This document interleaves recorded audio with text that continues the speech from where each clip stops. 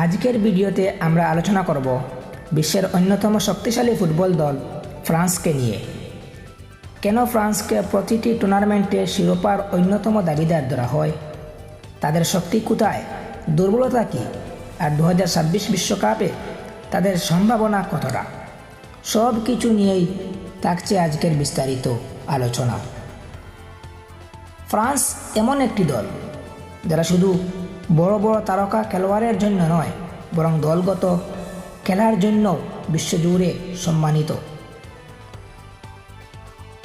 গত এক দশকে তারা বিশ্ব ফুটবলে ধারাবাহিকভাবে নিজের শক্তি প্রমাণ দিয়েছে। বিশ্বকাপ ও ইউরোপিয়ান চ্যাম্পিয়ন দুই আসরে ফ্রান্স নিয়মিত ভালো ফল করে আসছে। ফ্রান্সের সবচেয়ে বড় শক্তি হলো তাদের স্কোয়াডের গভীরতা।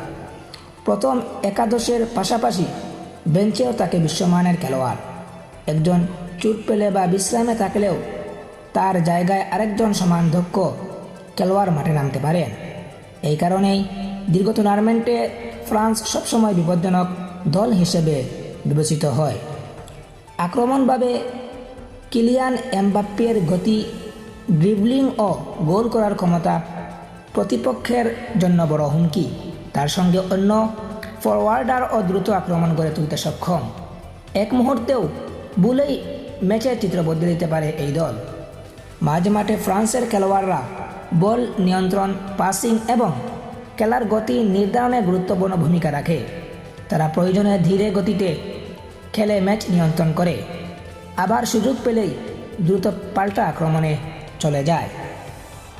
রক্ষণভাগ ও ফ্রান্সের বড় শক্তি অভিজ্ঞ ডিফেন্ডার এবং দক্ষ গোলরক্ষক মিলিয়ে তারা প্রতিপক্ষকে খুব কম সুযোগ দেয়।